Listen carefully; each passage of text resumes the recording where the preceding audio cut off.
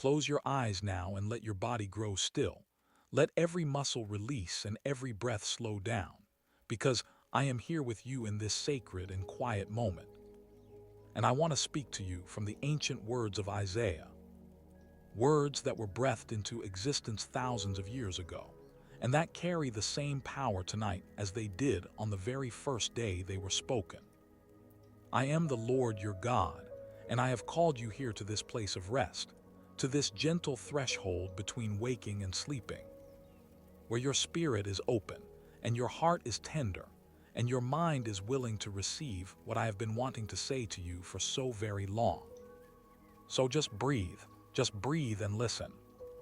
Let my words fall over you like the softest rain, like warmth that begins at the top of your head and moves slowly, gently, all the way down through your shoulders and your chest, and your hands and your belly and your legs, until you are completely, peacefully held in the love that I have always had for you. Isaiah heard my voice in a year of great loss, in the year that King Uzziah died, when the nation was uncertain and the people were afraid, and the future felt fragile and unknown. And yet it was in that very moment of instability that I chose to reveal myself in the fullness of my glory, high and lifted up, with the train of my robe filling the temple, with seraphim crying out, "Holy, holy, holy," and the sound of their voices shaking the very doorposts and filling that sacred space with smoke. And Isaiah, this man who would carry my words to a generation that would struggle to receive them, this man fell on his face and cried out that he was undone, that he was a man of unclean lips living among a people of unclean lips. And yet I did not leave him in that place of despair. I sent one of the seraphim with a coal taken from the altar, and that coal touched his lips, and I told him that his guilt was taken away, and his sin was atoned for. And then I asked, "Who shall I send, and who will go for us?" And Isaiah, still trembling, still overwhelmed by the weight of holiness he had just encountered, said, "Here am I, send me." Let that sink into your spirit tonight as you rest. Here am I, send me.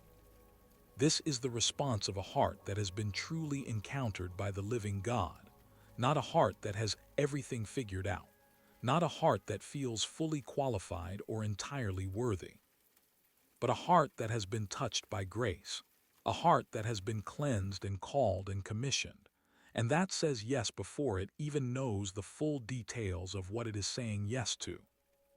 You are that person tonight. You are someone I have encountered. You are someone whose lips I have touched with the coal of my mercy, whose guilt has been lifted, whose shame has been addressed, whose name I know completely. And I am asking you tonight, not in a way that demands or pressures or makes you feel obligated, but in a way that is the most beautiful invitation you will ever receive. I am asking you to rest in the knowledge that you belong to me. That is the beginning of everything Isaiah taught. That is the foundation of every prophecy, every promise, every word of comfort that flows through this magnificent book.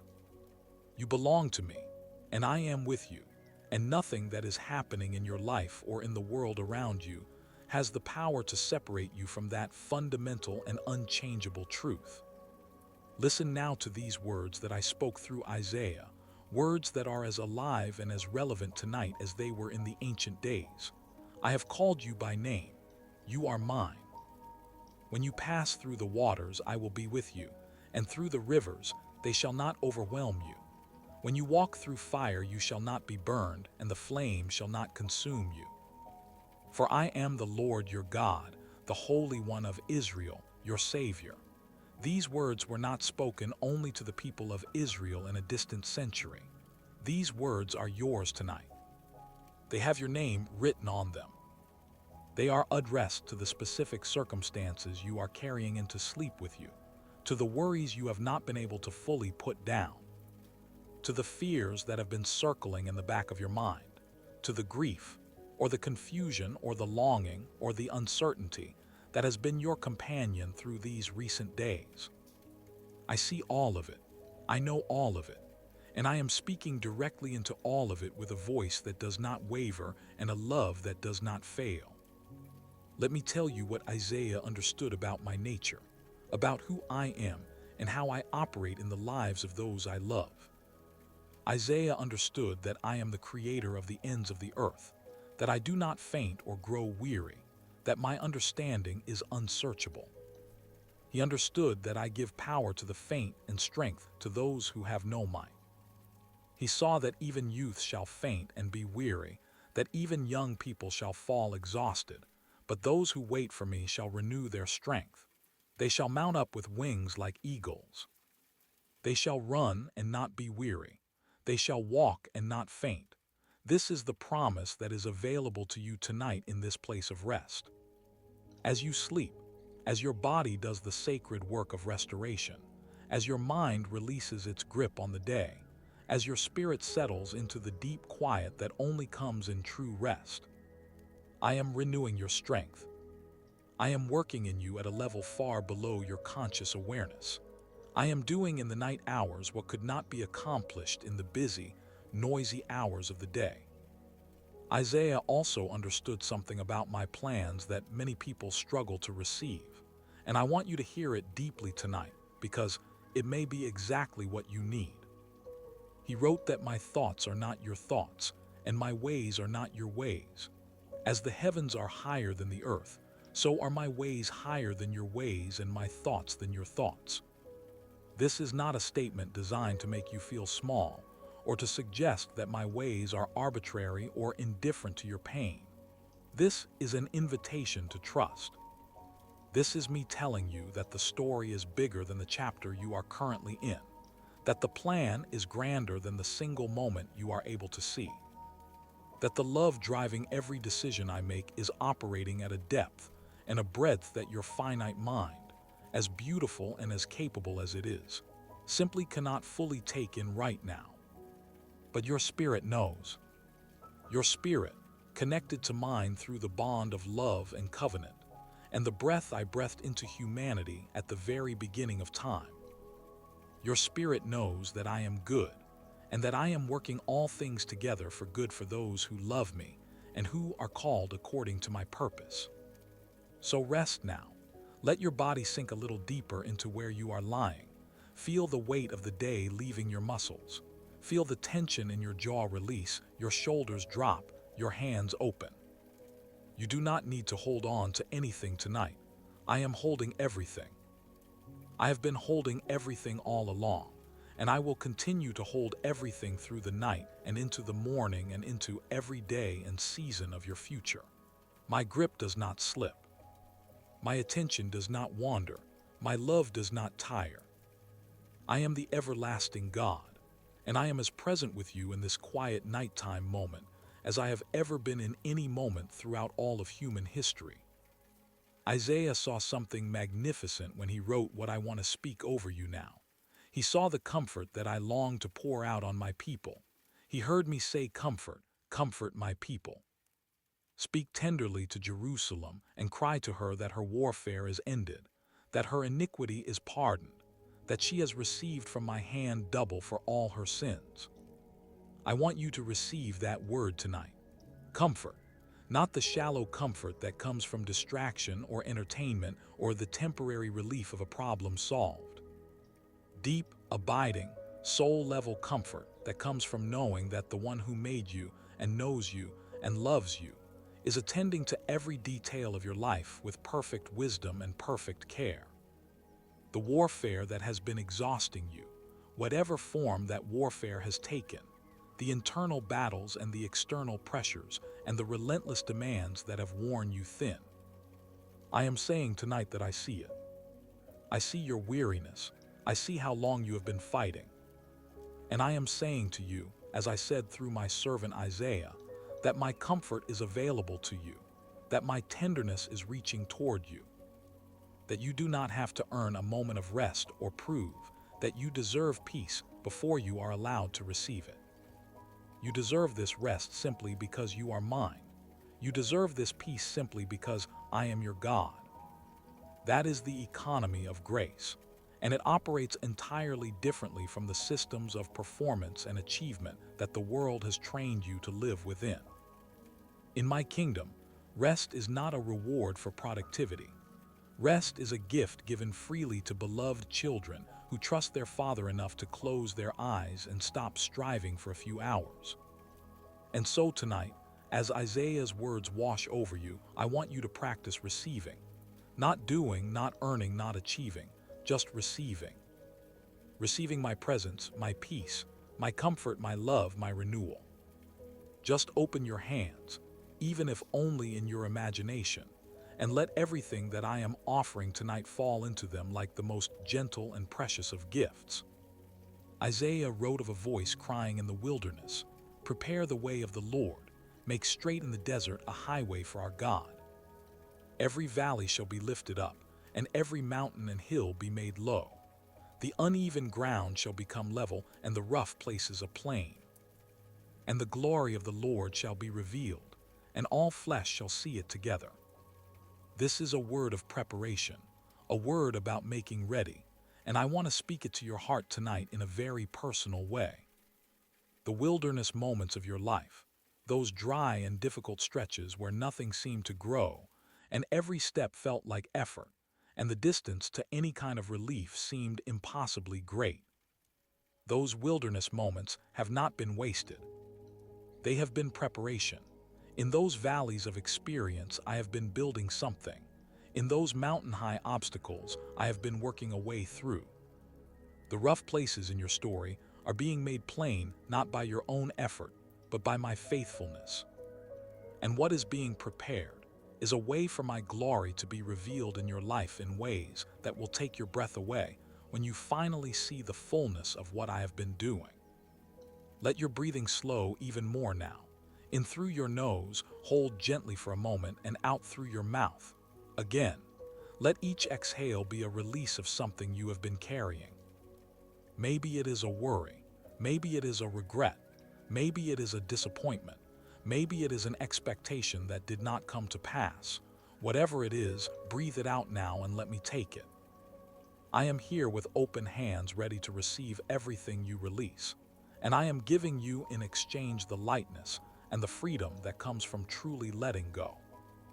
This is the exchange Isaiah described, the giving of beauty for ashes, the oil of gladness instead of mourning, the garment of praise instead of a faint spirit.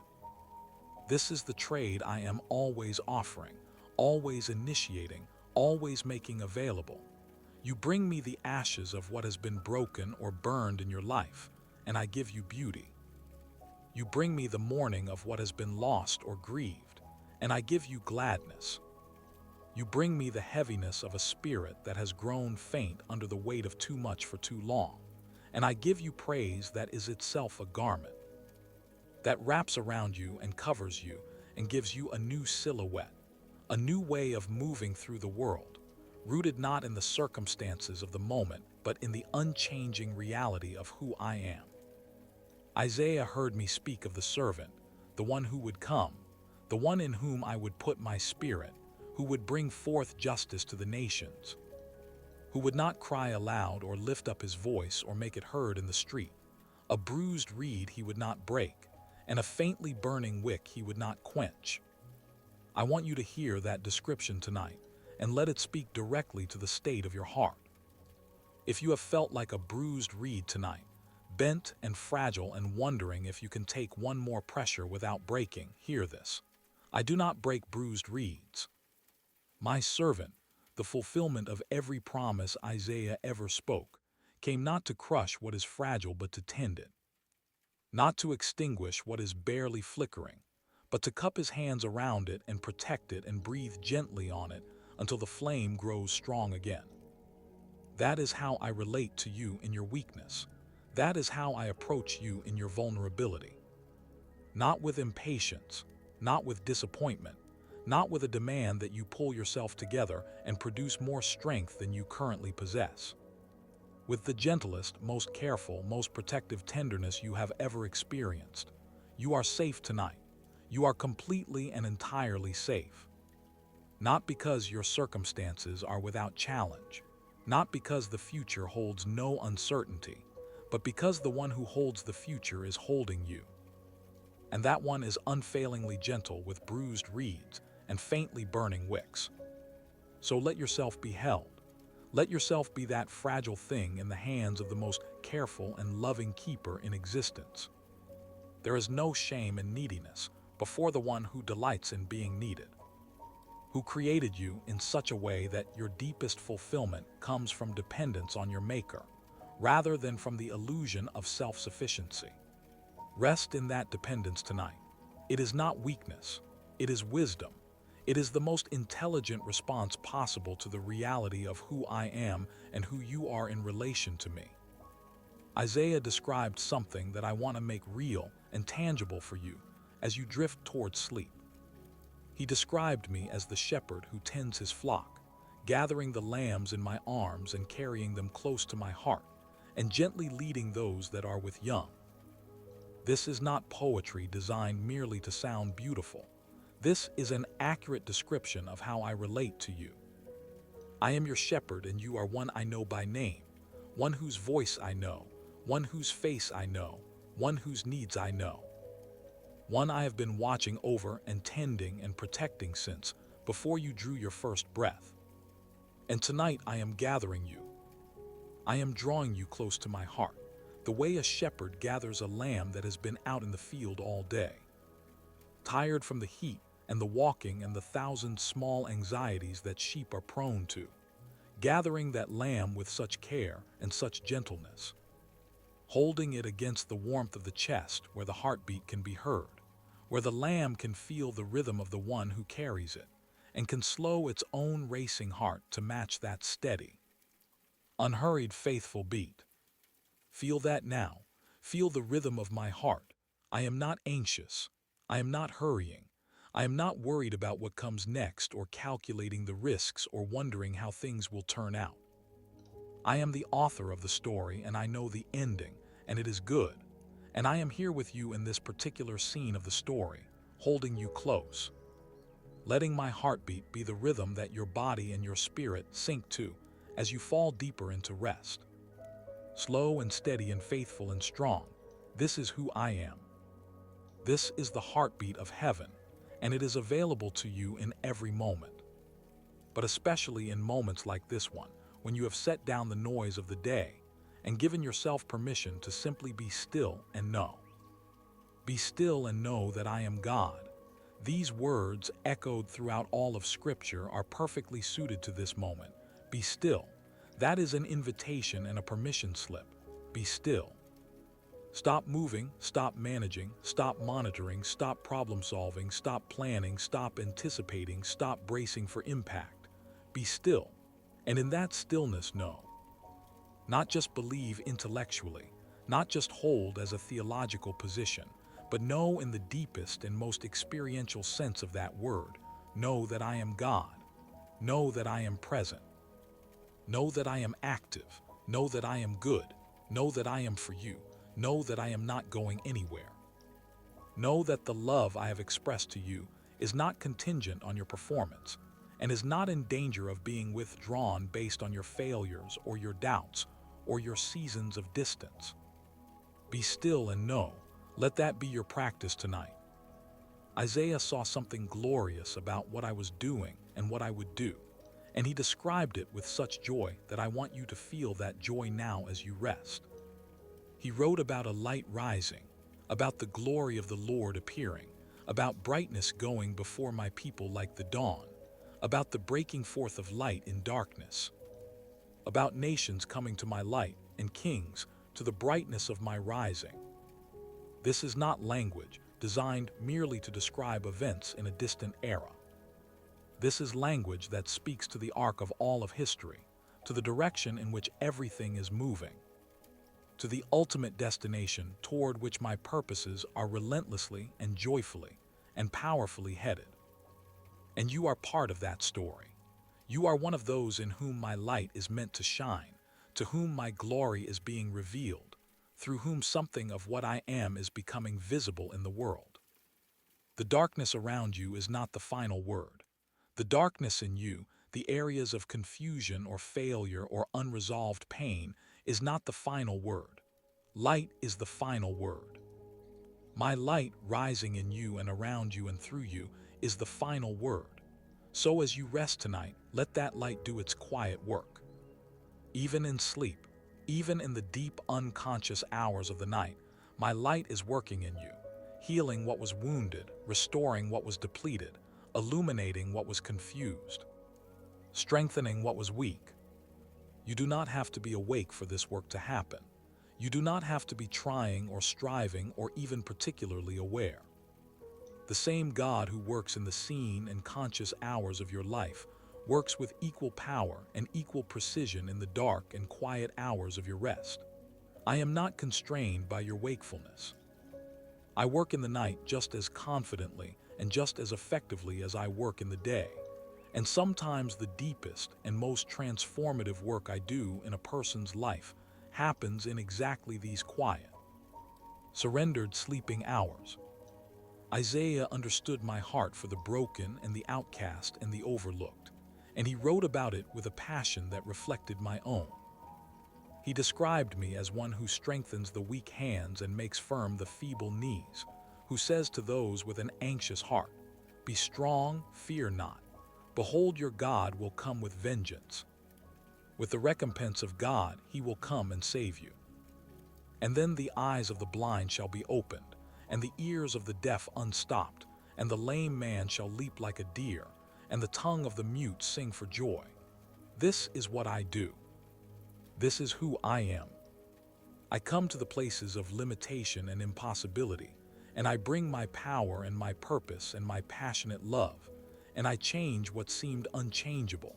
I open what seemed permanently closed. I release what seemed hopelessly bound.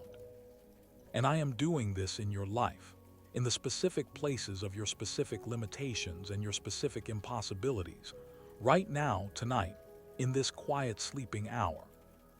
Whatever in your life has felt like a closed door, whatever has seemed immovably stuck, whatever has appeared beyond recovery or beyond restoration, I am speaking over it tonight with the authority of the one through whom all things were made, and in whom all things hold together. I am the God who opens blind eyes. I am the God who unstops deaf ears. I am the God who causes the lame to leap. I have not changed since Isaiah's days. My power has not diminished. My willingness has not wavered. My love, which is the motivation behind every miracle, every healing, every transformation, every opening of what was closed, has not cooled or contracted or grown conditional. I love you with the same ferocity and the same tenderness and the same unwavering commitment that I have always expressed toward those who are mine. And I am working in the specific landscape of your life with that same power and that same love tonight. Let your mind rest now from the habit of rehearsing difficulties. You are so practiced at reviewing what is hard, at turning over the problems in your mind, at examining them from every angle looking for some solution you might have missed, at carrying the weight of concern forward, even into the hours that were made for rest. I understand that habit. I know why it developed. The world trains you to believe that constant vigilance is the price of safety. That if you stop thinking about the problems for even a moment, something terrible might happen that you will not be prepared for. But I want to offer you a different truth tonight, a truth that Isaiah grasped and communicated with such beauty. I neither slumber nor sleep. I am the keeper of Israel, and my keeping never takes a break, never goes offline, never fails to attend to the smallest detail of what concerns you. So you can actually stop watching. You can actually set down the vigilance. You can actually close your eyes and breathe and rest and sleep, because the one who is truly responsible for your safety and your well-being and your future is awake and attentive and fully capable and deeply invested. And that one is me. Isaiah wrote one of the most beloved passages of all of Scripture, and I want to speak it over you now as you drift deeper into rest. He wrote, "Have you not known? Have you not heard? The Lord is the everlasting God, the creator of the ends of the earth. He does not faint or grow weary. His understanding is unsearchable. He gives power to the faint, and to him who has no might he increases strength. Even youths shall faint and be weary, and young men shall fall exhausted, but they who wait for the Lord shall renew their strength. They shall mount up with wings like eagles. They shall run and not be weary. They shall walk and not faint. This is your promise tonight. As you wait, not striving, not performing, but simply waiting in the restful posture of trust and dependence, your strength is being renewed. By morning, you will have received something that cannot be manufactured by willpower, or achieved by determination, or obtained by any amount of human effort. You will have received renewed strength from the inexhaustible source of all strength, from the everlasting God who does not faint or grow weary, and who delights in sharing what he is with those he loves. So wait now. Wait in this beautiful, quiet, restful way. Wait with your eyes closed and your body relaxed, and your breathing slow, and your mind growing quieter and quieter, as the words of Isaiah settle into you like seeds falling into rich soil. Some of what I am speaking tonight you will remember when you wake. Some of it will work in you at a level below conscious recall, shaping how you see and how you move, and how you respond to the day that comes. All of it is planted in you tonight with my hands and my heart, and my specific, personal, individual intention for your life. Every word I speak over you is purposeful. Every seed I plant in the soil of your heart during these quiet hours is exactly the seed that belongs there, chosen by the one who knows you better than you know yourself, planted by the one whose desire for your flourishing exceeds even your own. Isaiah described a servant who would not be discouraged, who would not fail or be crushed until justice was established in the earth, who would be a light for the nations, to open the eyes that are blind, to bring out prisoners from the dungeon, from the prison those who sit in darkness. I want you to understand that the light this servant brought into the world is the same light that is available to you tonight. The freedom this servant purchased is the freedom you are living in tonight as you rest. You are not in the dungeon tonight. You are not sitting in darkness, no matter what the circumstances of your life might sometimes suggest. You are in the light. You are among the ones who have been brought out, who have been set free, who are no longer defined by what once held them captive. And the evidence of that freedom can be experienced right here, right now, in the simple and profound act of resting in trust, of closing your eyes and breathing, and releasing everything into hands that are worthy of receiving it. Rest is an act of faith. Did you know that? Every time you choose to sleep, every time you surrender the day and close your eyes and stop managing everything for a few hours, you are making a statement of faith.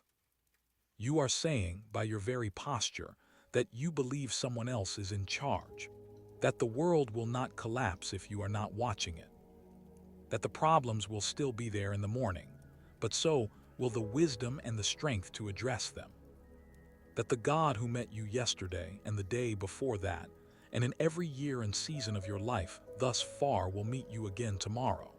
Sleep is not passive. Sleep is one of the most spiritually significant things you do.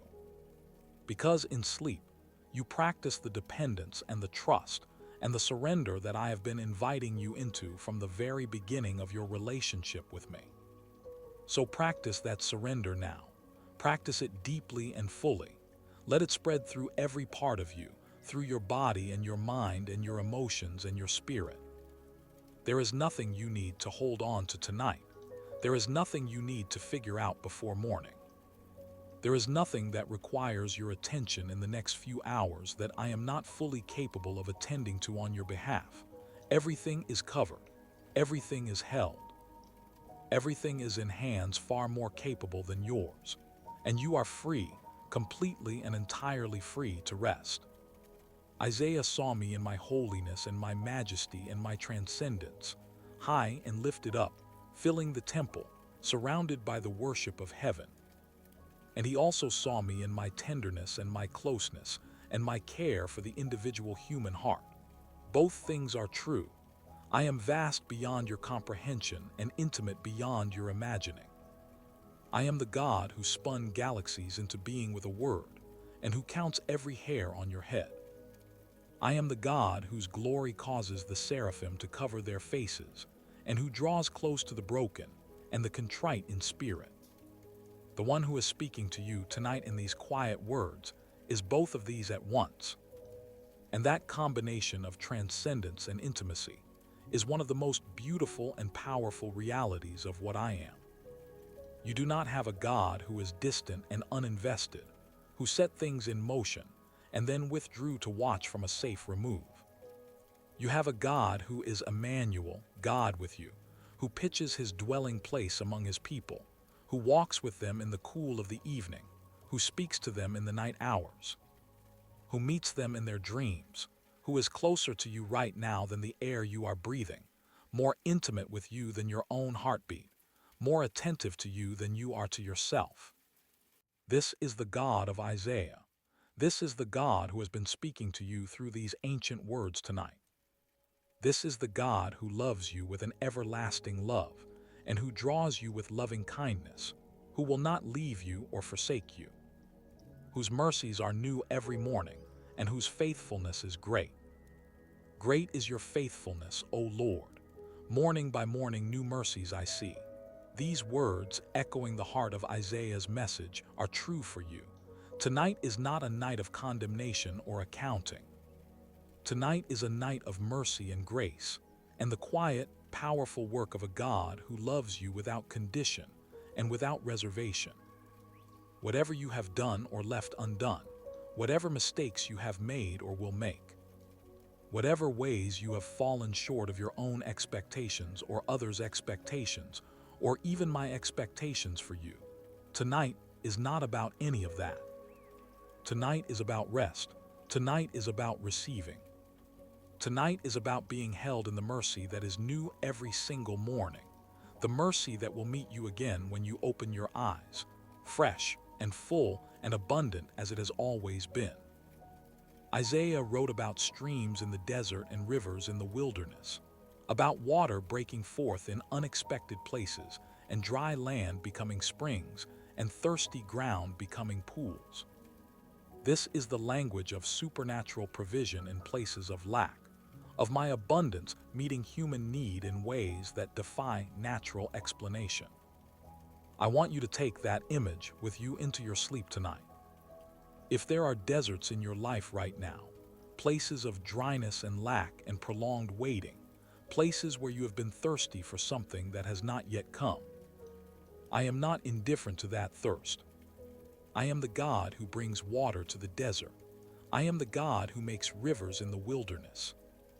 I am the God who transforms lack into abundance through means that you could not have predicted or arranged or engineered on your own. The stream is coming. The river is on its way. And in the meantime, I am here in the desert with you, as I was with my people in their desert wandering, present and providing and leading and protecting every single step of the way. You are not alone in your desert. You have never been alone in any of the difficult places of your life, even when it felt with absolute certainty as though you were. My presence does not always announce itself with fanfare or make itself obvious to the external eye. Sometimes my presence is the quiet sense of something holding you up when by all rights you should have collapsed. Sometimes my presence is the unexpected provision that came through an unexpected source at an unexpected moment. Sometimes my presence is the thought that came to you in the middle of the night that gave you a new way of seeing a problem that had seemed intractable. Sometimes my presence is just the fact that you are still here, still breathing, still moving forward, when the weight of what you were carrying seemed like more than anyone could bear. I have been in all of those moments. I will be in all of the moments to come. And I am in this moment, this quiet nighttime moment, speaking to you through the words of my servant Isaiah, reminding you of what is real and what is true and what has not changed. What has not changed is my love for you. What has not changed is my commitment to your good. What has not changed is my power to act in your life and in the world around you. What has not changed is the covenant that binds me to you, the covenant that was established not on the basis of your faithfulness, but on the basis of mine, not on the foundation of your worthiness, but on the foundation of my grace, not sustained by your consistency, but by my everlasting nature. I am the same yesterday, today, and forever. And what I was toward you yesterday, and in all the yesterdays of your life, I am toward you tonight, and will be toward you in all the tomorrows that are yet to come. Isaiah described something that I want to speak directly into your experience tonight. Something he wrote about the mountains giving way, and the hills being removed, but my kindness not departing from you, and my covenant of peace not being removed. Do you hear that? The mountains of difficulty in your life may shift. The hills of obstacle and resistance may be removed or may remain for a season. Circumstances will change as circumstances always do, some for better and some for what seems worse, and some in directions you could not have anticipated. But through all of it, through every shift and every change and every season of your life, my kindness is not departing from you. My covenant of peace with you is not being removed. These are the things that hold steady when everything else is in motion. The things that provide the anchor point around which all the changing circumstances of life can be navigated without being destroyed. Let that anchor settle into you now. Feel the security of it. Feel what it is like to know that there is something in your life that is not subject to the unpredictability of the world, not vulnerable to the whims of fate or the decisions of other people or the cycles of good fortune and difficulty. My kindness toward you is that something. My covenant of peace with you is that something. And you can build your life on those things with the confidence that you are building on the only truly unshakable foundation that exists. As you drift closer to sleep, I want to speak over you some of the most tender words Isaiah ever recorded, words that I have been longing to say to you. Words that are not general spiritual truths, but personal communications from my heart to yours. Fear not, for I have redeemed you. I have called you by name. You are mine. This is the most fundamental truth of your existence. Before you were anything else, before you were defined by your roles or your relationships or your accomplishments or your failures, you were mine. You were redeemed. You were called by name. The name I know for you is not your given name only, though I know that and love it because it is yours. The name I know for you goes deeper than any name that can be spoken. It reaches into the essence of who you are, into the unique and unrepeatable configuration of soul and spirit and personality that constitutes you. And that name is spoken with perfect love and perfect knowledge and perfect delight. You are my beloved, you are mine. And everything that flows from that identity, everything about how I see you and relate to you and work in your life and plan for your future, everything flows from that one indestructible fact. You are mine. Rest in that tonight. Let it be the last thought your conscious mind holds before sleep takes you. I am yours, you might say, in return, completing the circle of covenant. The beautiful and holy exchange of belonging that is the center of everything I have been drawing you towards since before the foundations of the world were laid.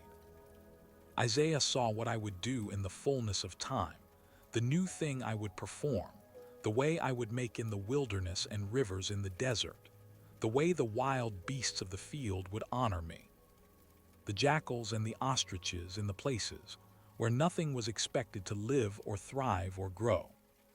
Because I would give water in the wilderness and rivers in the desert to give drink to my chosen people, the people whom I formed for myself, that they might declare my praise. You are that chosen people. Not in an exclusive or limiting sense, not in a way that sets you above others, but in the sense that you have been drawn into the circle of my love. You have been invited into the community of those who know me and are known by me. You have been formed by me for the particular and beautiful purpose that is uniquely yours. And the praise that you declare, even imperfectly, even haltingly, even in the quiet and barely whispered acknowledgement that you believe in something greater than yourself. That praise rises to me and pleases me and fulfills something of the deep purpose for which you were made. You were made for this, for relationship with me, for the experience of being known and loved and held by the one who made you. All the other purposes of your life, as real and as meaningful as they are, flow from and return to this central one. And in sleep, you are not escaping from purpose. You are resting within it. You are being restored to it. You are being renewed in your capacity to live it out in the waking hours that will follow. So sleep is not a deviation from your purpose. Sleep is part of your purpose.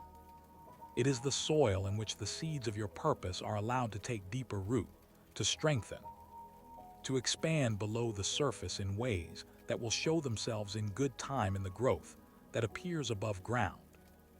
Let yourself be a seed in good soil tonight, receiving, absorbing, growing in ways that are hidden from view but utterly real and utterly purposeful. My word, which I spoke through Isiaiah and which has been washing over you tonight, will not return to me empty. It will accomplish what I purpose and succeed in the thing for which I send it. Every word I have spoken over you in these quiet hours has a destination in your heart, a specific place where it is meant to land and take root and grow into something that will bear fruit in your life in ways that will surprise and delight and overwhelm you with the goodness of what I am doing. Trust the process. Trust the seed time even when you cannot see the harvest. Trust the root work even when there is no visible evidence of growth above the surface. Trust me. That is what Isiaiah was ultimately inviting the people of his day to do.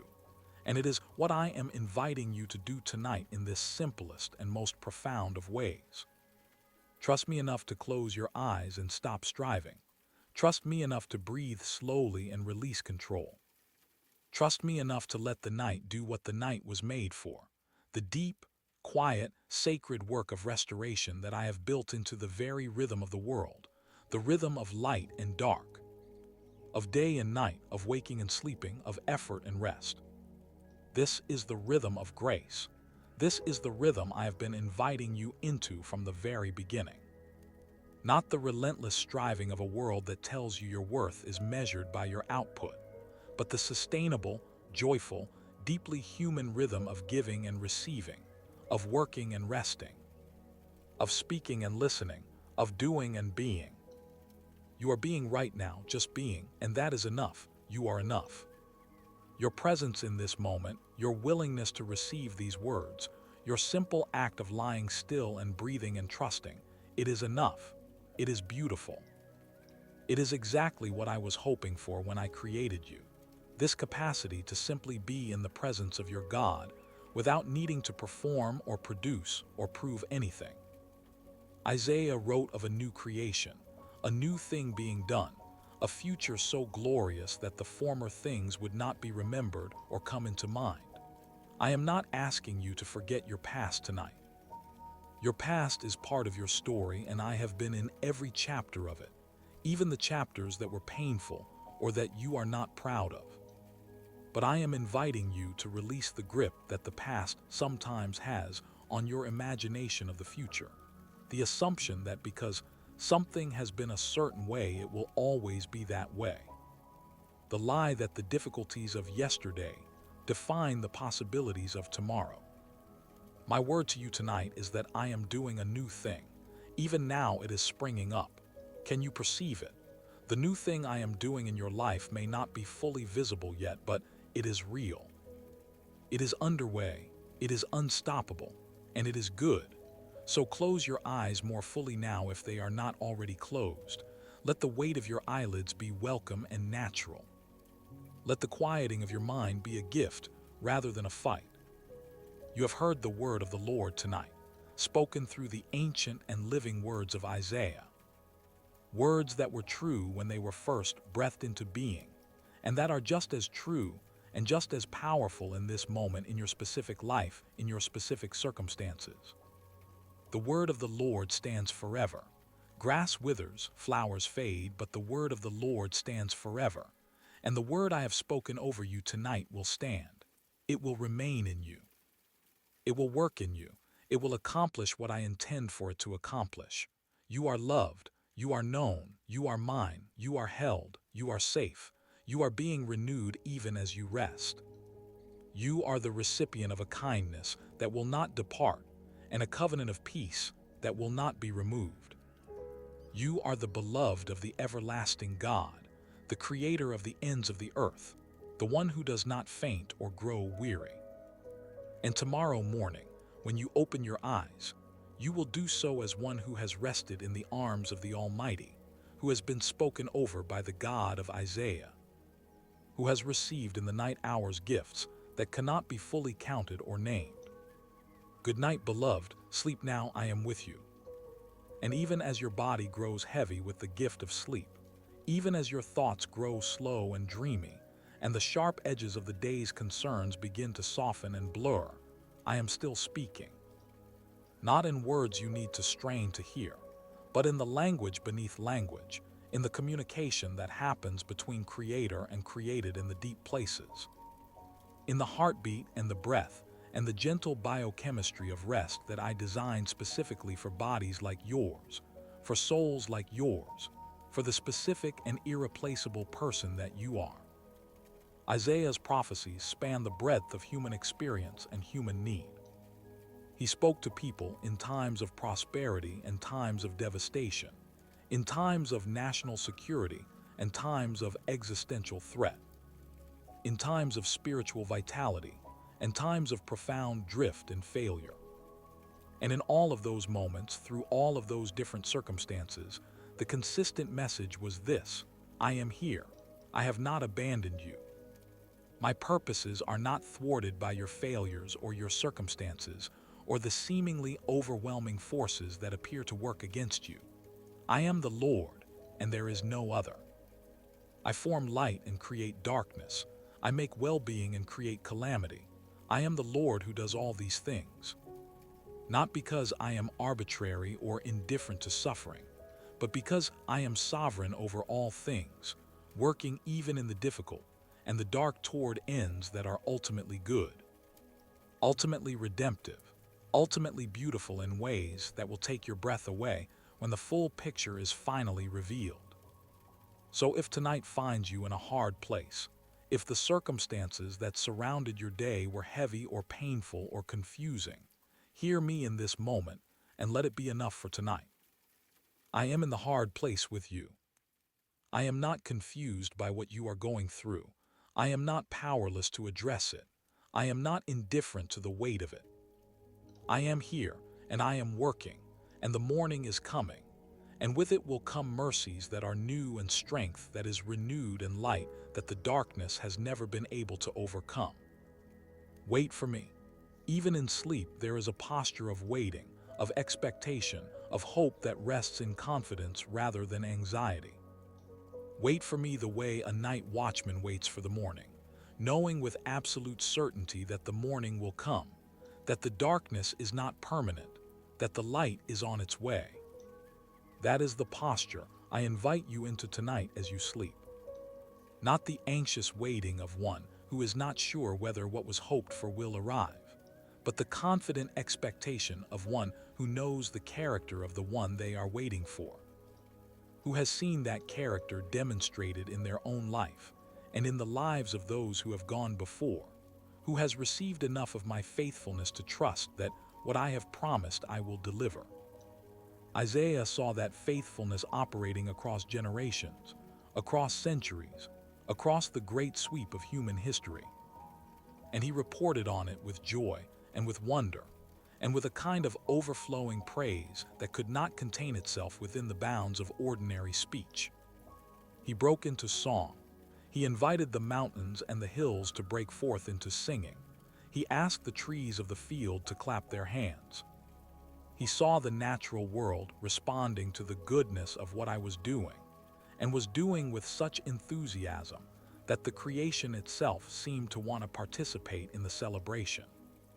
That is the scale of joy that is available to those who know me. Not a quiet, restrained, politely positive experience of mild spiritual improvement, but a joy so large and so full that it overflows into everything, into the way you see the natural world, into the way you hear music, into the way you taste food and feel the warmth of the sun and breathe the morning air. I came to give life and life in abundance, and abundance is not a word associated with smallness or scarcity or the carefully managed minimum. Abundance is overflow. Abundance is more than enough. Abundance is the experience of a generosity so great that it transforms how you see everything. That abundance is what I have for you. It is what is being prepared for you even as you sleep. Not necessarily in the form of material accumulation, though I am not indifferent to the material needs of my people, and I provide for them as a good father provides for beloved children. But in the form of joy that does not depend on circumstances, peace that passes understanding, love that is not earned or conditional, hope that is anchored in something that cannot be moved. These are the true riches, the lasting wealth, the inheritance that is incorruptible and undefiled and unfading, kept in heaven for those who are protected by the power of God through faith. You are that person. You are the one for whom this inheritance is being kept. And tonight, as you sleep, you are resting in the security of knowing that what matters most cannot be taken from you, that what is truly yours is truly safe, that the foundation on which your life is being built is the only foundation that will remain standing when everything else shifts. So rest, beloved, rest completely, rest in the knowledge that you are loved, rest in the peace that comes from trust, rest in the security that comes from being held by hands that are strong and faithful and utterly good. Rest in the beauty of this moment, this quiet nighttime moment where the only thing required of you is that you receive, that you breathe, that you allow the words of the Lord to work their way deep into the soil of your heart, where they will do their slow and magnificent and entirely trustworthy work. Isaiah said, "Arise, shine, for your light has come, and the glory of the Lord has risen upon you.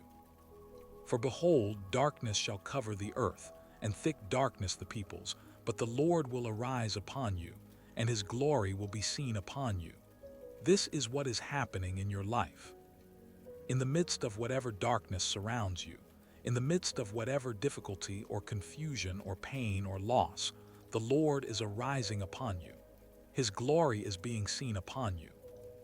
Not because you have earned this honor or because you are more deserving than others, but because this is what I do. This is who I am. I am the God who brings light into darkness, who rises in the midst of thick and heavy night, who causes glory to appear in the places where only shadows seem to dwell. You are a person of light. You carry in you, because you carry in you the Spirit of the living God, a light that does not originate with you and therefore cannot be extinguished by anything that can happen to you. It can be dimmed, perhaps, by seasons of pain or doubt or weariness. It can seem to flicker in the storms of life. But it cannot go out because its source is inexhaustible, its fuel is divine, and its keeper is the one who neither slumbers nor sleeps, the one who holds the stars in place and tends the lamp of every human soul that has ever been entrusted to his care. Your lamp is burning tonight, beloved. Even in sleep, even in the darkness of the closed room and the quiet night, your lamp is burning. And I am tending it with the same faithful attention that I bring to everything I care for, which is to say, with everything I have and everything I am.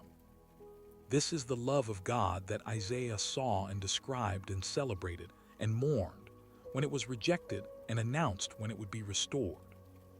This is the love that sent a suffering servant who would be despised and rejected by men, a man of sorrows and acquainted with grief, who was pierced for transgressions and crushed for iniquities.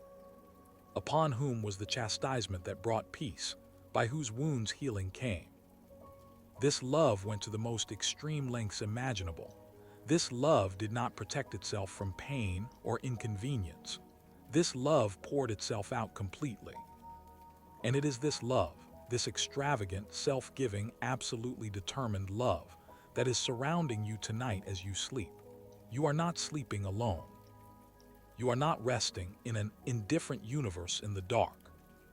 You are sleeping in the arms of the one whose love has proven itself in the most costly and definitive way possible. The one who loved you before you loved him, who sought you before you sought him, who called you before you answered, who prepared the way before you knew you needed a way prepared. This is the love that is watching over you tonight. This is the love that will be there when you wake.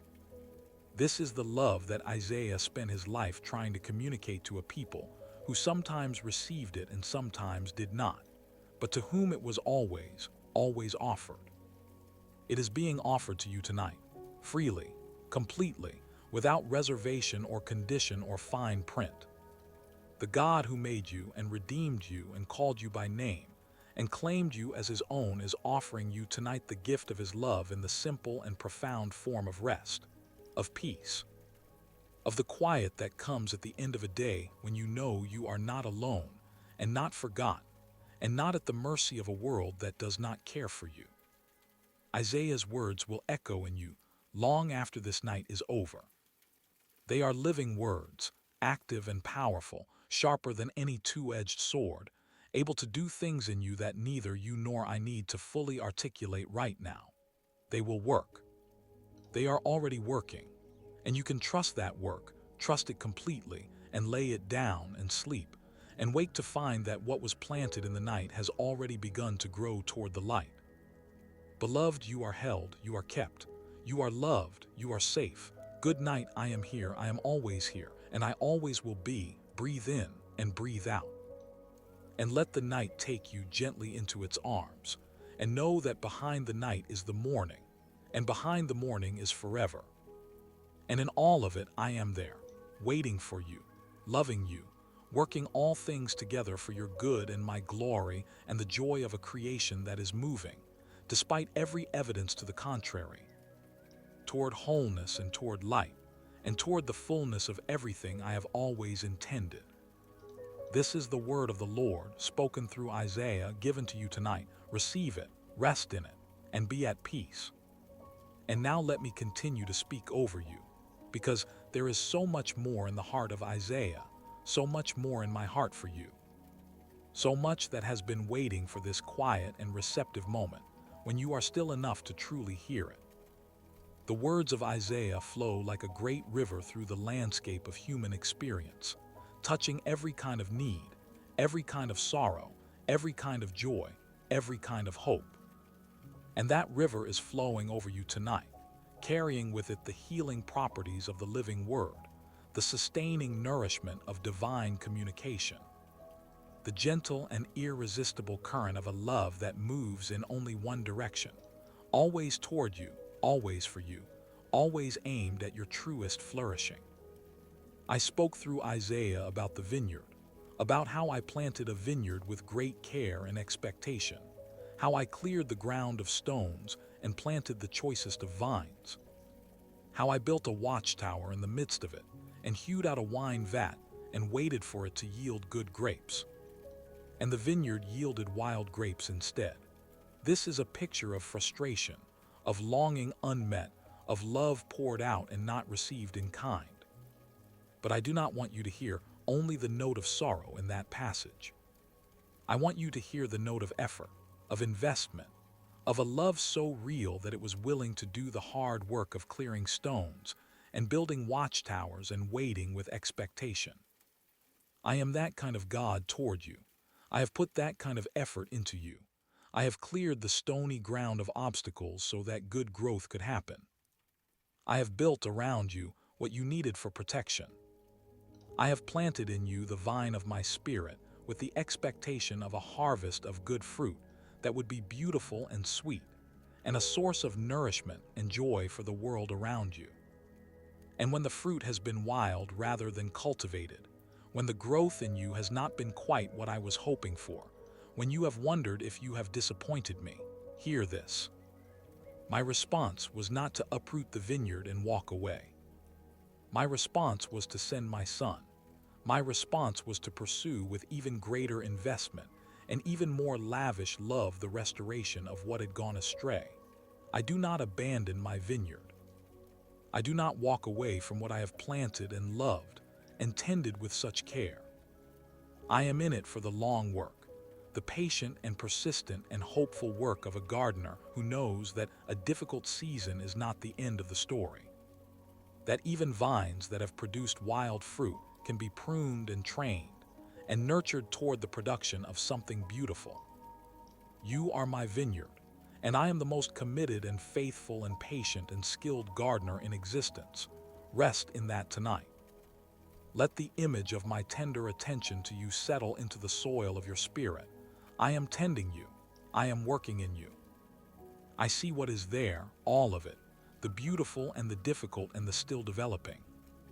And I have a vision for what you are becoming that is more glorious than anything you could imagine for yourself. My vision for your flourishing is not limited by your self-perception or your history or the opinions of those who have not always seen you clearly. My vision for you is based on what I placed in you before the foundation of the world, on the person I am making you, on the finished work that I have committed my full power and attention and faithfulness to completing. And I will complete it. I am confident of this, that the one who began a good work in you will bring it to completion at the day of Jesus Christ. These words are not just aspirational. They are a statement of my character, of my commitment, of the kind of God I am. I finish what I start. I do not leave half-completed work scattered across the landscape of human history. I am the one who says it is finished and means it, who brings to full and glorious completion the purposes I have set in motion. And the work I have set in motion in you is moving toward that completion even tonight, even in this sleeping hour, even in ways that are entirely hidden from your conscious awareness. Isaiah described the holy mountain, the great gathering, the feast that I will prepare for all peoples, a feast of rich food, a feast of well-aged wine, of rich food full of marrow, of aged wine well refined. And on this mountain I will swallow up the covering that is cast over all peoples, the veil that is spread over all nations. I will swallow up death forever, and the Lord God will wipe away tears from all faces, and the reproach of his people he will take away from all the earth. This is where everything is going. This is the destination of all of history, the great feast of restoration and reconciliation, the wiping away of every tear and the swallowing up of death itself, the removal of every reproach and every shame and every sorrow that has ever marked the human experience. This is the future that my purposes are aimed at, the future toward which every act of kindness and mercy and redemption in all of human history has been pointing. And you will be there. You are invited. You are not an afterthought or a late addition to the guest list. You are someone who was written into the plan before the plan was executed, before the feast was prepared, before the mountain was made. Your place at the table is secure. Your seat is being held. Your name is on the invitation. And on that day, when I wipe the tears from your face with my own hand, when you look into my eyes and see in them everything you have ever longed for and more than you ever dared to hope for, on that day you will know that every hard thing you walked through was worth it, that every night of weeping gave way to a morning of joy, that every desert season was followed by an abundant spring, that my faithfulness was real in every chapter of your story, even when it was hardest to see. Until that day, I am speaking to you in nights like this one, through the words of my servant Isaiah, through the quiet work of my spirit, through the gentle insistence of my love that keeps finding you wherever you are and whispering to you that you are not forgotten and not alone and not beyond the reach of the most powerful love in. The universe. I speak to you in the nighttime. I speak to you in the quiet. I speak to you in the moments when the noise of the world has died down enough for you to hear something beneath it, something more real and more lasting than anything the world produces. This is that moment, and I am speaking. Isaiah understood something about worship that I want to give to you tonight, not as a religious obligation but as a gift. He understood that worship is not primarily about what we do for God, but about what God does in us when we turn our attention toward Him. When Isaiah saw me high and lifted up, when he became aware of the holiness that filled that space, something happened in him. He was undone in the best sense, stripped of pretense and performance, made aware of the gap between his own nature and mine, and then immediately, tenderly, graciously brought into restoration. That sequence, the seeing, the being undone, the restoration, the sending, this is the rhythm of a life lived in ongoing encounter with the living God, and it is available to you. Not just in dramatic visions like Isaiah's, but in quiet moments like this one, when you turn your attention toward me and let my reality settle over you. Right now, in this quiet nighttime moment, I am high and lifted up over all the things that have been pressing on you. I am higher than the worry that has been nagging at you. I am lifted up above the circumstance that has seemed so immovable. The train of my robe fills even this small room where you are lying, this intimate space of sleep and rest, and the seraphim who cry, "Holy, holy, holy," in the eternal worship of my throne, are declaring that holiness over your life tonight. Holy, holy, holy, 3 times with all the weight and the beauty of the most profound truth in the universe. I am holy, I am set apart, I am in a category all my own, and I am here. Let the holiness of what I am be a comfort tonight rather than a source of anxiety. My holiness is not a standard you have to meet in order to approach me. My holiness is the very thing that makes my love so extraordinary, because a holy God should by rights have nothing to do with the messiness of human failure and human need. And yet here I am. Here I have always been, not at a distance, not behind a veil of inaccessibility, but pressing in close, speaking gently, tending the bruised reed, lighting the faintly burning wick, gathering the lamb close to my heart. The holiness and the tenderness are not in tension. They are both expressions of what I am, and they are both being directed toward you tonight in full measure. So receive my holiness as a gift. Receive the truth that I am utterly pure and utterly good and utterly incorruptible, and that this purity and goodness and incorruptibility are what you are drawing from when you draw from me. You are not drawing from a limited or corrupted source. You are drawing from the inexhaustible well of a holiness that has never been tainted and never will be, a goodness that has never wavered, a love that has never been less than completely perfect. Everything I give to you comes from that source. Every word I speak to you originates there. Every promise I make is backed by that character.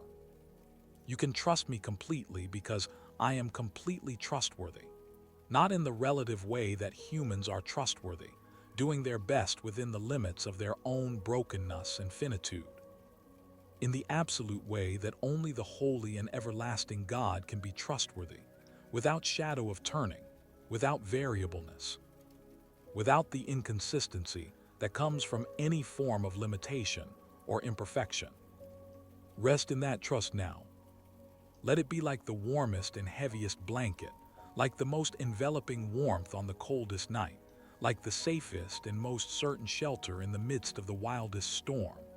Trust, not as an effort you have to manufacture, but as the natural response of a soul that has heard enough truth for long enough to know that what it has been told is real. You have heard enough tonight. You have received enough tonight. And the trust that is settling into you is settling in because it belongs there, because it is the right response to a God like me, because your spirit was made for exactly this, for the resting and the trusting and the receiving that is happening in you right now. Isaiah wrote about the suffering servant in a passage so specific and so tender that it has the quality of an eyewitness account of something that happened after Isaiah himself had gone from the earth. He was despised and rejected by men, Isaiah wrote, a man of sorrows and acquainted with grief. And as one from whom men hide their faces, he was despised, and we esteemed him not. Surely he has borne our griefs and carried our sorrows. Yet we esteemed him stricken, smitten by God, and afflicted. But he was pierced for our transgressions. He was crushed for our iniquities. Upon him was the chastisement that brought us peace, and with his wounds we are healed. All we like sheep have gone astray. We have turned, everyone, to his own way, and the Lord has laid on him the iniquity of us all. I want you to hear those words tonight not as theological information to be stored and categorized, but as the most personal love letter you have ever received. He bore your griefs, specifically yours. Not just humanity's grief in the abstract, but the specific weight of the specific griefs that have lived in your specific heart. He carried your sorrows, the sorrows you have cried about, and the sorrows that have sat too heavy for tears. He was pierced for your transgressions, for the specific failures and the specific moments when you chose your own way over mine, and suffered the consequences and felt the shame of it. And it was upon him that the chastisement fell that has brought you peace tonight, the peace you are resting in right now, the peace that guards your heart and mind, the peace that passes understanding. That peace was bought. It has a cost attached to it. And the one who paid the cost paid it willingly, paid it out of love for you specifically, paid it knowing your name and seeing your face and choosing you even knowing everything about you. You are worth that to me. The full cost of that sacrifice, all of it, every bit of the weight and the pain and the separation and the darkness of it, you are worth that to me. Not because of what you do or who you are by your own strength, but because of how much I love you, because of the value I place on you, because of the joy set before the one who endured the cross in the knowledge that through it you would be brought close, brought home, brought into the inheritance and the belonging and the family that you were always meant to be part of. You are home tonight. You are with me. And that is the fullness of what it means to be safe. Let the truth of that settle into the deepest places of your being. You are not hoping for safety. You are in it. You are not working toward belonging. You are already there. You are not earning your place in the family. You were adopted into it by a love that knew everything about you and wanted you anyway. That saw all of your history and all of your struggle and all of your failure and all of your beauty and all of your potential and said, yes, I choose this one. I claim this one. I will pay whatever price is necessary to bring this one home. You have been brought home. Rest in your home tonight. Isaiah saw the days of mourning coming to an end and proclaimed it with such joy. Instead of your shame, there shall be a double portion. Instead of dishonor, they shall rejoice in their lot. Therefore in their land they shall possess a double portion, and everlasting joy shall be theirs. Double for your shame, double for your dishonor. Not just restoration to where you were before the loss or the failure or the difficulty, but a double portion of goodness poured into the place where the wound was. This is the economy of my kingdom. This is how I work. I do not merely repair. I restore and improve. I do not merely heal the wound. I often leave in the place of the wound something that was not there before. A strength or a compassion or a depth of character or an insight into my nature that could only have come through the particular path you traveled. Your path, the full path with all of its twists and its difficult stretches, is not a path I am ashamed of or that I see as a detour from something better. It is the path I have been walking with you, step by step, the path that has shaped in you the particular person you are becoming. The path that has in it all of the ingredients necessary for the specific purpose and the specific flourishing that are uniquely yours. I am not in the business of wishing things had gone differently for you. I am in the business of working all things together for good, of turning mourning into dancing and ashes into beauty, and heaviness of spirit into garments of praise. And I am doing that work in your specific life, with the specific raw material of your specific journey. Trust the path, trust the guide, trust the destination. Even when you cannot see more than one step ahead, trust that the one who sees the whole path from beginning to end is with you on this particular step, knows what is around the next bend, and is committed to your safe arrival at the place you were always meant to reach.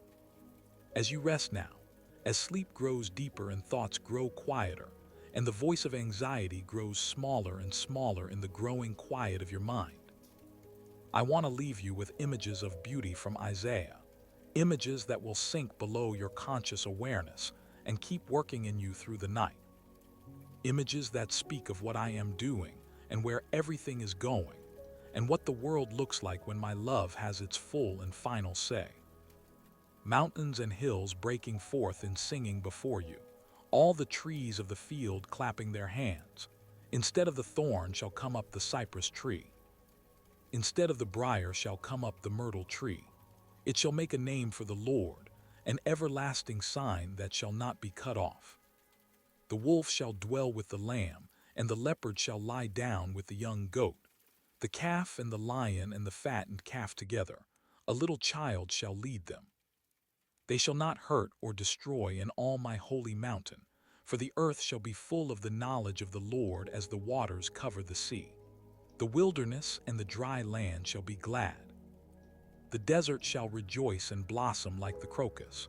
It shall blossom abundantly and rejoice with joy and singing. The glory of Lebanon shall be given to it, the majesty of Carmel and Sharon. They shall see the glory of the Lord, the majesty of our God. These are not fairy tales. These are prophecies. These are my promises about the direction in which all things are moving, about the destination to which my purposes are aimed, about what becomes possible when I have my full and uncontested way in the world. And tonight, in this small and quiet moment, something of that great and glorious future is being experienced.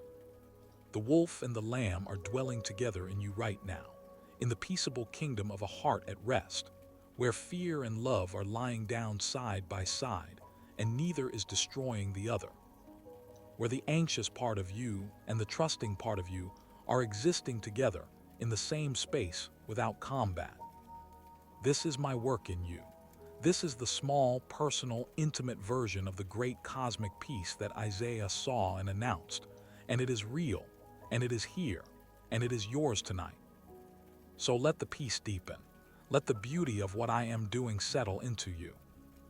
Let the images of creation singing and deserts blooming and mountains praising float through your mind as you drift toward the deepest level of rest, carrying with them the truth of a God who makes all things new, who redeems what was lost, who restores what was broken, who delights in bringing life out of what appeared to be only death and barrenness and desolation. He has gone before you into the darkness and come back with the keys of death and hell. He has gone to prepare a place for you and will come again to receive you. He is the one who holds your life in his hands, not with the tightness of control, but with the tenderness of care, the way you hold the most fragile and precious of things, knowing its value, knowing its beauty, knowing that what you hold is irreplaceable and beloved, and entirely worth the care and the attention and the love you are giving it.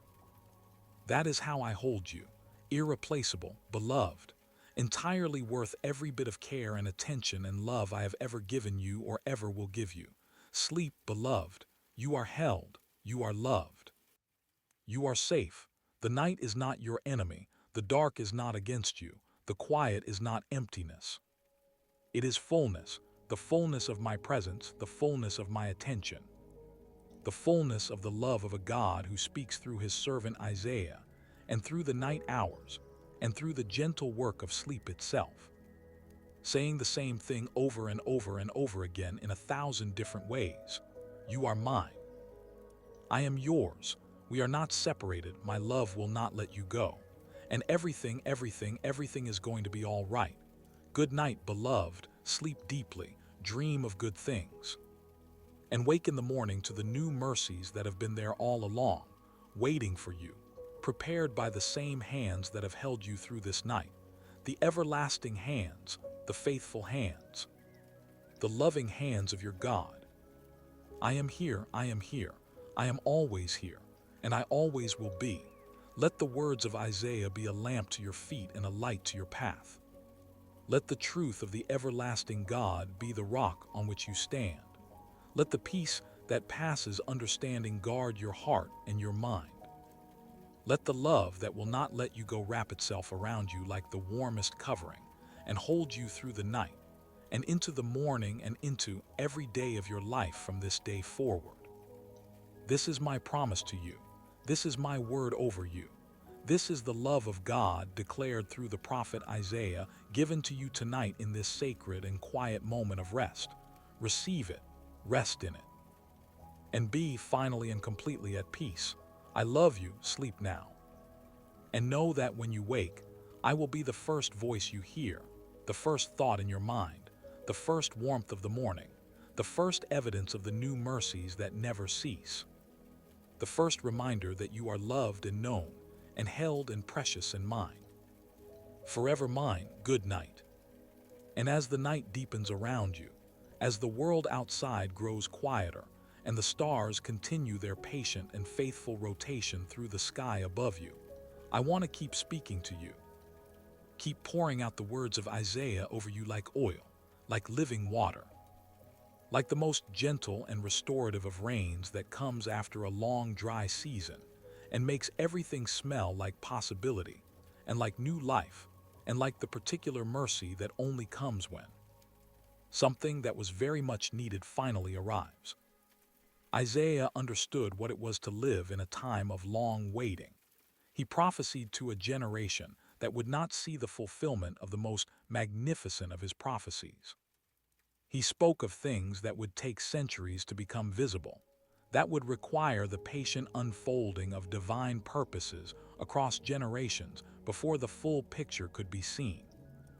And yet he spoke with such certainty, such joy, such unshakable confidence in the goodness of what he was describing, because he had encountered the source of all of it, because he had seen me high and lifted up, because he had felt the coal of my grace touch his lips, and known that the God who had shown him these things was more than capable of bringing them to pass. That certainty is available to you, not as a feeling you manufacture, not as a religious performance you put on, but as the natural overflow of an encounter with the living God, as the residue left in a heart and a life, and a mind by sustained contact with the one whose word does not return empty, whose promises do not fall to the ground, whose faithfulness extends to all generations and is as fresh and as real in this moment as it was in the moment Isaiah first received it. The certainty Isaiah had is available to you not because you are as great a prophet as Isaiah was, not because you have had the same kind of dramatic vision or the same calling or the same gifts, but because you have access to the same God. The same God who spoke to Isaiah is speaking to you tonight. The same Spirit that moved on Isaiah's heart is moving on yours. The same love that commissioned Isaiah after his lips were touched and his guilt was taken away is the love that has commissioned you to whatever particular and beautiful purpose you were made for. Isaiah saw water coming where there had been no water. He saw roads appearing in the desert where there had been no roads. He saw what appeared to be impossible becoming not just possible but actual, becoming the testimony of a people who had been through the wilderness and had discovered in it the provision and the presence of a God who was not absent from their difficult places, but was most dramatically and most tenderly present in them. I want you to hear that for your life tonight. The impossible thing you have been facing, the place where there seems to be no road and no water and no viable path forward, I am working in that place. The road is coming, the water is coming. What seems impossible to you is not impossible to me, and my involvement in your situation means that what you cannot figure out does not remain unfigured. What you cannot open does not remain closed. What you cannot solve does not remain without solution. I am the God of Isaiah, and I am your God. And I am working in your specific and particular and beloved life with the same power and the same love and the same faithful commitment to your flourishing that I have brought to every work I have ever undertaken. And every work I have ever undertaken has succeeded. Not one word of all my good promises has failed. Not one thing that I have said I would do has been left undone. I am the God who makes good on every word, who backs every promise with the full weight of my character and my power and my love. So the promises I have spoken over you tonight through the words of Isaiah, they will come to pass. Some of them you will see in this life, in moments of provision and healing and restoration and breakthrough that will make you catch your breath with the goodness of them. Some of them you will see more fully in the life that is to come. In the great morning of resurrection and restoration, when all things are made new, and every tear is wiped away, and every wrong is righted, and every wound is healed, and every longing is satisfied. Beyond anything you were able to imagine. All of them are real, all of them are coming. And I am not nervous about the timeline, because I am outside of time, looking at the full picture from beginning to end. And I can tell you with complete confidence that the picture is good, and that it is worth every moment of the waiting and every step of the difficult path, and every season of the wilderness through, which you have had to travel to get to where you are going. You are going somewhere. Your life is not wandering without direction in an indifferent universe. Your life has a destination, a purpose, a meaning that is woven into it from before the beginning, and that is being worked out through every chapter of the story, including this one, including tonight. You are not at a pause in the story. You are in the story. This night is part of the story. This rest is part of the story. The dreams you will dream, and the renewal that is happening in you right now, and the quiet work of restoration and preparation that is underway in these sleeping hours. All of it is part of the story that I am writing with your life. The story that has always been headed toward beauty and toward fulfillment, and toward the fullness of everything I envisioned for you before you were born. Isaiah said that he would give the treasures of darkness and the hoards in secret places, so that you may know that I, the Lord, am the one who calls you by your name. Treasures of darkness. This phrase stops me, and I want it to stop you too, even in the quiet of your nearly sleeping state. Treasures of darkness. The difficult places, the hidden places, the places where light seems absent and where the going has been hardest, those places contain treasures, not despite their darkness but within it. Not in spite of the difficulty but through it. The things I have given you in the dark seasons of your life, the things you have learned and become and received in the places where you were most alone and most pressed and most in need. Those things are treasures. They are hoards in secret places. They are gifts that cannot be received in any other way than through the particular path of difficulty and darkness that you traveled to find them. And I gave you every one of them, every insight that came through suffering, every strength that was forged in difficulty, every depth of compassion that was developed through your own experience of pain, every capacity for prayer that was born in the nights when prayer was all you had left, every knowledge of my presence that was most real in the moments when every other presence seemed to have withdrawn. These are the treasures of darkness, and they are yours, and they are real. And they are part of the wealth of a life lived in relationship with a God who wastes nothing and who redeems everything and who is working all things, yes, all things, together for the good of those who love him and who are called according to his purpose. You are called according to my purpose, and my purpose is good. Let that rest in you now. Let it join all the other seeds that have been planted tonight, finding its place in the soil of your spirit, settling in where it belongs, beginning the quiet work of taking root and becoming something that will bear fruit in ways you cannot fully predict or plan for, but that you can trust implicitly because you trust the one who planted it.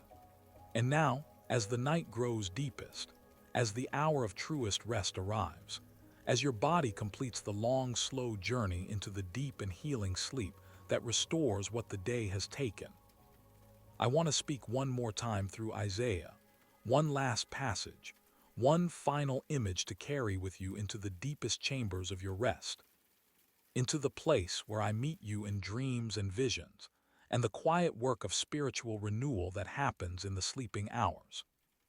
Isaiah saw the beautiful feet of those who bring good news, who publish peace, who bring good news of happiness, who publish salvation, who say to Zion, "Your God reigns." Your watchmen lift up their voice.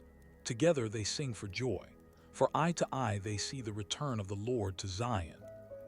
Break forth together into singing, you waste places of Jerusalem, for the Lord has comforted his people. He has redeemed Jerusalem. The Lord has bared his holy arm before the eyes of all the nations, and all the ends of the earth shall see the salvation of our God. All the ends of the earth shall see it. This is not a local or a limited or a temporary salvation. This is a salvation that reaches to every corner of creation, that leaves no darkness untouched by its light, that sweeps through every waste place and turns it into a place of singing, that reaches you in your particular location in the story of the world and says here is the good news, here is the peace, here is the happiness, here is the salvation that was always meant for you. Your God reigns over your circumstances, over your fears, over your future, over the night that surrounds you and the morning that is coming, over every detail of your life, past and present and future, over every relationship and every decision and every challenge and every joy. Your God reigns, and your God loves you, and your God is with you, and your God will never leave you or forsake you, and your God is turning all of this, all of it, every last bit of your story towards something beautiful. Receive that tonight. Take it with you into your deepest rest. Let it be the truth that your spirit rests on when all other thoughts have faded. Let it be the last thing you know before sleep takes you completely. Your God reigns. Your God loves you. Your God is here. Sleep now, dear one. Sleep deeply and sweetly and without fear. The one who spoke through Isaiah is watching over you. The one who makes rivers in the desert and roads where there were no roads is at work in your life even now. The one who wipes tears from faces and swallows death forever and gives beauty for ashes is tending to every part of you with perfect wisdom and perfect love. You are held. You are loved. You are safe. You are mine. And in the morning, when the new mercies arrive fresh and abundant as they always do, you will rise renewed, restored, ready to walk another day in the light of the God who reigns and loves and never fails. Until then, rest, just rest. I am here. I am always here. Good night, beloved. Good night. And still, I want to speak to you, because my love for you is not in a hurry and my words for you have not been exhausted. And this quiet nighttime hour is so precious to me. This moment of your openness and your stillness, this rare and sacred space where the noise of the world has stopped and you are simply here, simply breathing, simply available to whatever I want to say to you. Isaiah gave his life to being available. He stood before the hardest audiences with the most challenging messages, and he delivered what he was given to deliver, because the encounter he had with me in the year King Uzziah died had settled something in him that could not be unsettled. He had seen the holiness and the majesty and the mercy of God all in a single vision. And that vision was enough to sustain him through decades of ministry to a people who often did not want to hear what he had to say. The vision was enough. The encounter was enough. And what I gave Isaiah in his encounter is what I am giving you tonight in this quiet and tender encounter through his words, through the words that have been washing over you as you have rested. You have encountered me tonight. Something has happened in you in these hours, in the receiving of these words, in the lying still and the breathing and the trusting. Something has been planted, and something has been healed, and something has been strengthened, and something that was confused has become, at least a little, clearer. I do not do things halfway. When I show up fully. And I have been fully present with you tonight, attending to every part of you with the complete and undivided attention of a God who is not stretched thin by the demands of the entire created order, because I am not constrained by the laws of limitation that govern everything that is not me.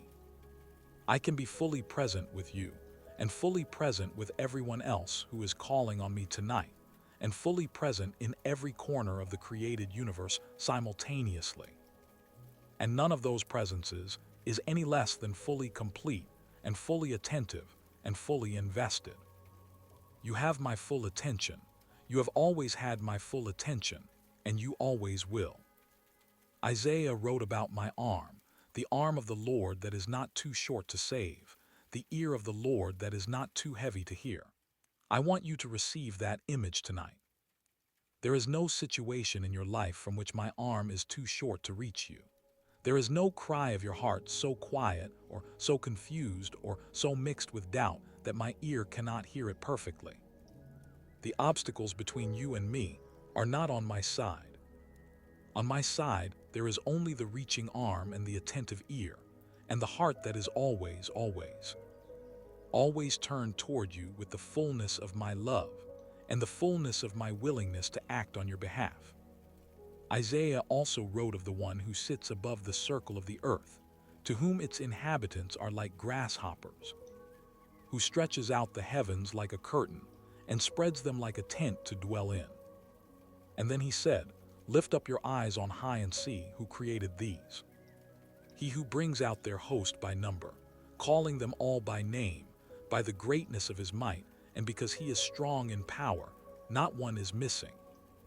The same God who calls the stars by name knows your name.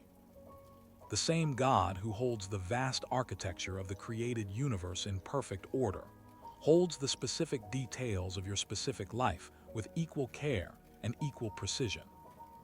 Not one star is missing in the sky above you tonight. Not one detail of your life is missing from my awareness and my concern and my active engagement. You are not overlooked. You are not lost in the crowd. You are not a number in a vast system that processes human lives without personal attention or individual care. You are known by name, by the name I gave you before anyone else knew you, the name that speaks to the essence of who you are and who you are becoming. The name spoken with love and with delight, and with the particular joy that I have always had in the particular person that you are.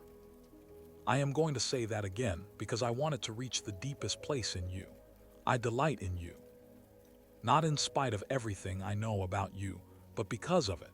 Because you are the specific and unrepeatable and irreplaceable expression of my creativity that only you can be. Because in the full gallery of all the human lives that have ever been lived, there is no one exactly like you. No one who sees what you see, or loves what you love, or carries what you carry, or has the potential to contribute what only you can contribute. You are not generic. You are not interchangeable. You are you, entirely and specifically and wonderfully you. And that is a source of joy to me that is deeper and wider and more enduring than anything you have the capacity to diminish by any amount of failure or doubt or distance. Rest in that delight tonight. Let it be the atmosphere in which you sleep, the fragrance of a love that delights in its beloved, that finds joy in your existence, that is glad that you are here and that you are you, and that you are mine. You are living in the delight of God tonight. Let it surround you. Let it hold you. Let it be the last thing you are aware of, as sleep takes you all the way down into the deep and healing rest you need. Isaiah saw me in judgment and in mercy, in the severity of what I will not tolerate and the tenderness of what I will not abandon. Both aspects of my nature are real. I am not only the gentle shepherd, I am also the warrior, the one who rises in holy fury against everything that destroys my people and corrupts my creation. The one who is not indifferent to injustice and not passive in the face of evil. But tonight, speaking to you in the quiet, I am the shepherd. I am the tender one. I am the one who gathers the lamb close and lets the heart beat slow. I am the one who says, "Peace, be still." I am the one whose presence is itself a healing, whose voice is itself a comfort, whose love is itself a medicine for every wound that the world has inflicted on you, and that you have inflicted on yourself, and that time has written on you in the language of loss and chain, and the slow accumulation of a life lived in a world that is not yet what it was always meant to be, but it is becoming what it was always meant to be. That is the great thrust of Isaiah's message, the great arc of hope that runs through all 66 chapters of his prophecy, the great forward motion of all of history as I am working it. Things are becoming what they were always meant to be. You are becoming who you were always meant to be. The world is moving toward its restoration.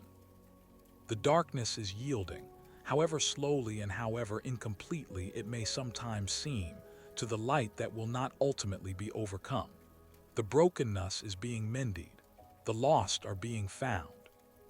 The grieving are being comforted. The dry places are receiving water. The waste places are beginning to sing, and you are part of this great becoming. Your life, in all of its ordinary and extraordinary moments, in all of its quiet days and dramatic chapters, in all of its joys and its sorrows and its triumphs and its failures.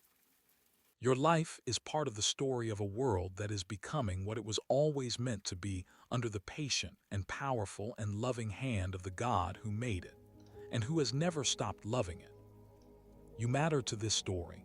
Your presence in it matters. Your faith matters. Your prayers matter. Your love matters.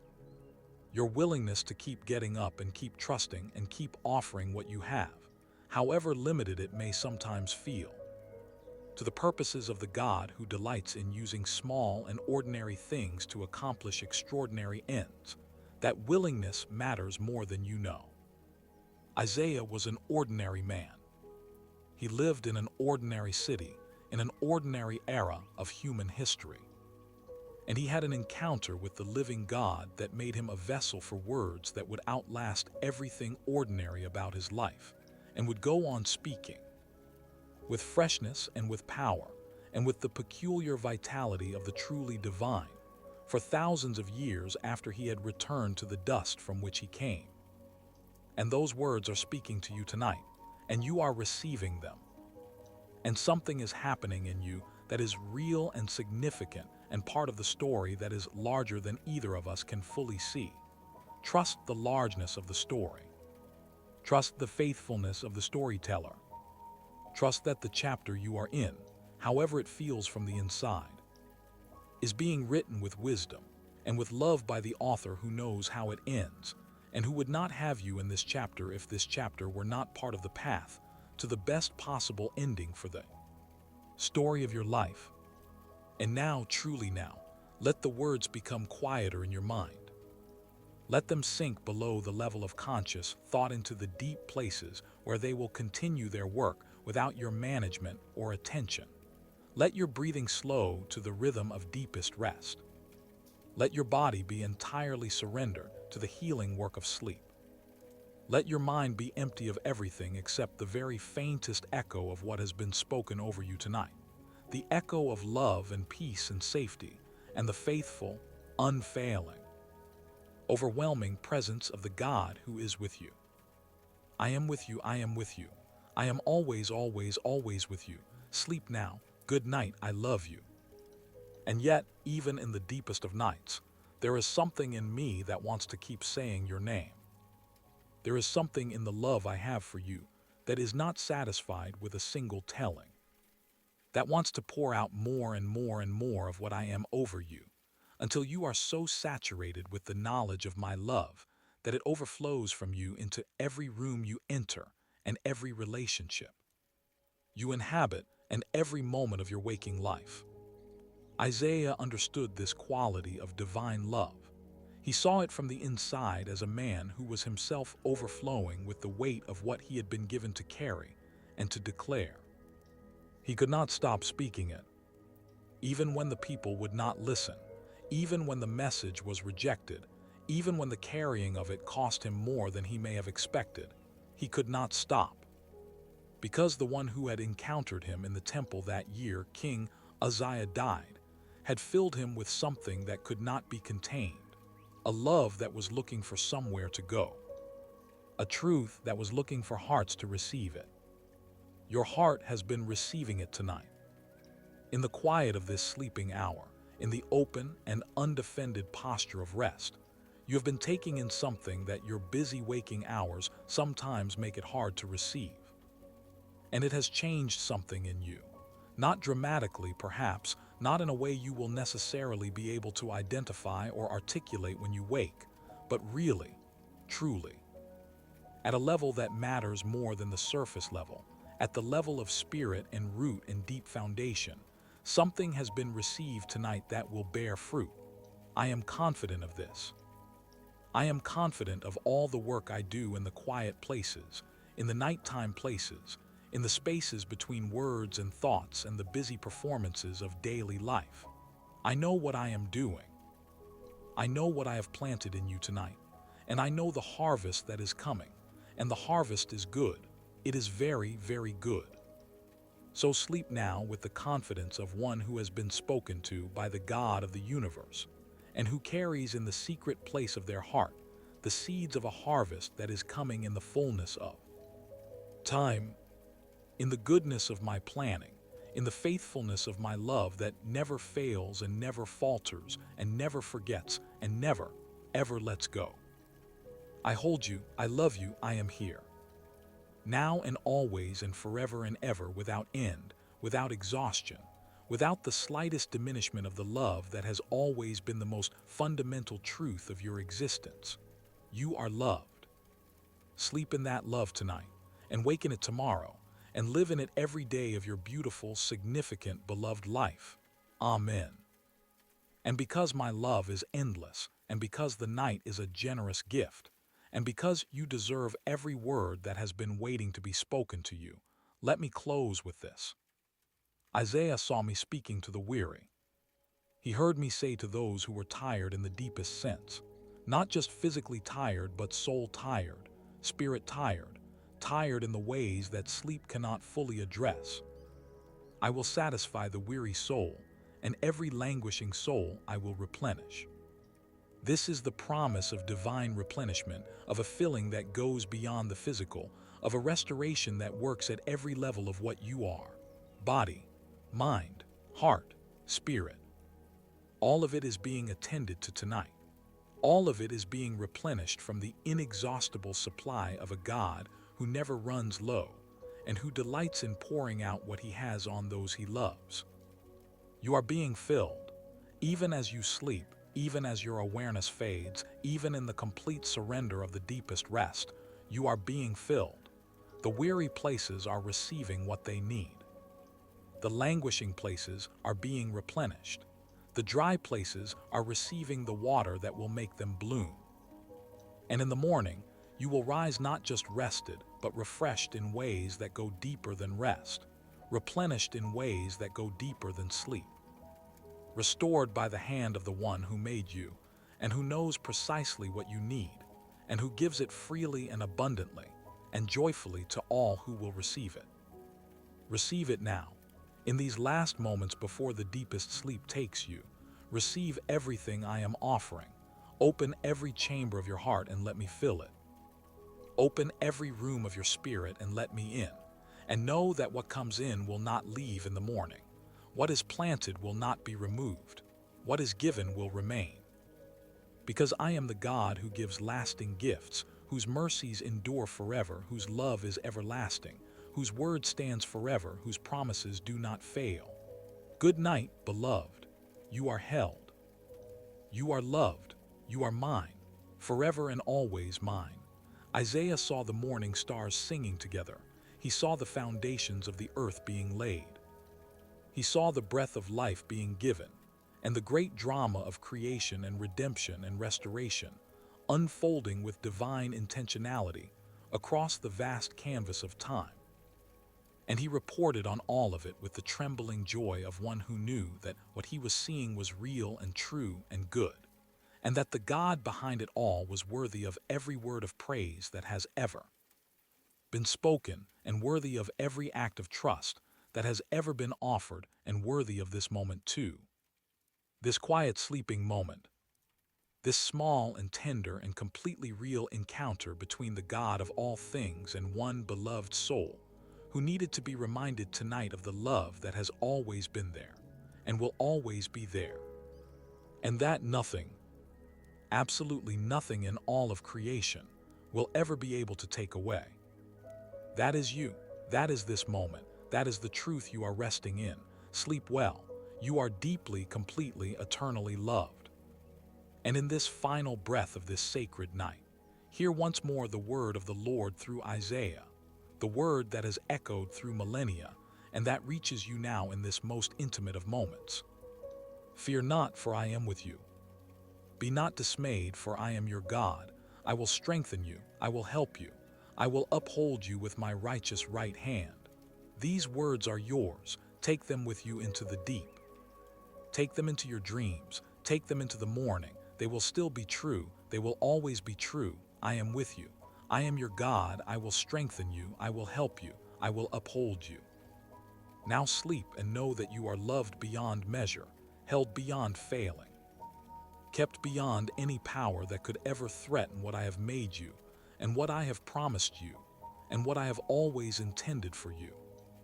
Good night, good night, good night. And so the night holds you, and I hold the night, and in this holy and unbreakable chain of keeping you are kept. Isaiah's words have been spoken. The ancient river of divine love has flowed over you tonight, and has left in you the kind of deposits that only such a river can leave. Rich and nourishing, and full of everything you need for the growing that is still to come in the days and the seasons ahead. You are ready for tomorrow. You are equipped for what awaits. You are renewed and restored and replenished and ready, because the God who never sleeps has watched over your sleeping and has done in these hours what only He can do. Rise tomorrow in confidence. Rise in the knowledge of my love. Rise as one who has rested in the arms of the everlasting God, and who carries in them the echo of His voice, and the warmth of His presence, and the unshakable certainty that all shall be well, and all shall be well, and all manner of things shall be well. Because I, the Lord your God, the Holy One of Israel, your Savior and your Keeper and your Shepherd and your Father, I have said so. And my word stands forever. Amen and amen.